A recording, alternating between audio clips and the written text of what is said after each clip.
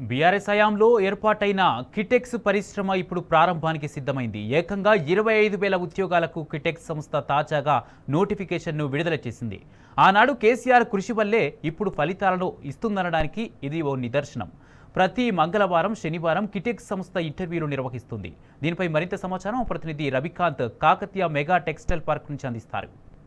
వరంగల్ ప్రాంతం అంటే గుర్తొచ్చే వాటిలో ఆనాటి నిజాం కాలంలో ఏర్పాటు చేసిన ఆజాన్ జాహి మిల్లు, నిజాం కాలంలో ఇక్కడ ఉన్నటువంటి ఎయిర్పోర్ట్, మామ్నూర్ ఎయిర్పోర్ట్, ఈ రెండు కూడా కనుమరుగైన సందర్భంలో ఎయిర్పోర్ట్ ఇటీవలి కాలంలోనే గ్రీన్ సిగ్నల్ వచ్చిన సందర్భం 10 ఏళ్ల బీఆర్ఎస్ ప్రభుత్వంలో చేసిన కృషితో అక్కడ గ్రీన్ సిగ్నల్ కూడా వచ్చిన పరిస్థితి.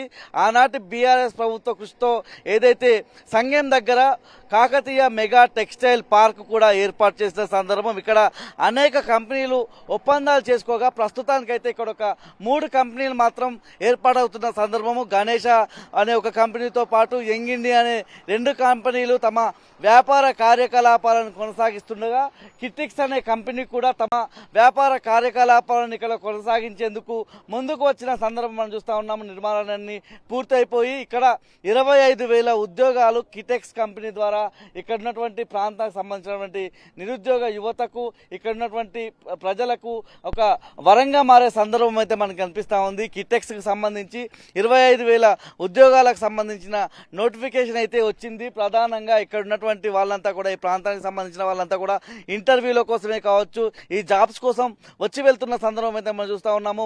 మంగళవారం, శనివారం మాత్రమే ఇంటర్వ్యూలు జరుగుతాయి, బయోడేటాలు సేకరిస్తారన్నటువంటి అంశంలో కొంతమంది వచ్చి వెనక్కి తిరిగి వెళ్ళిపోతున్న సందర్భం కూడా మనం చూస్తూ ఉన్నాము. నిన్న మంగళవారం కావడంతో పెద్ద సంఖ్యలో ఇక్కడ ఇంటర్వ్యూల కోసం వచ్చిన పరిస్థితి. మొత్తంగా మనం కిటెక్స్ గురించి మాట్లాడుకోవాల్సి వస్తే మొత్తం 8 యూనిట్లుగా మనకు తెలుస్తూ ఉంది.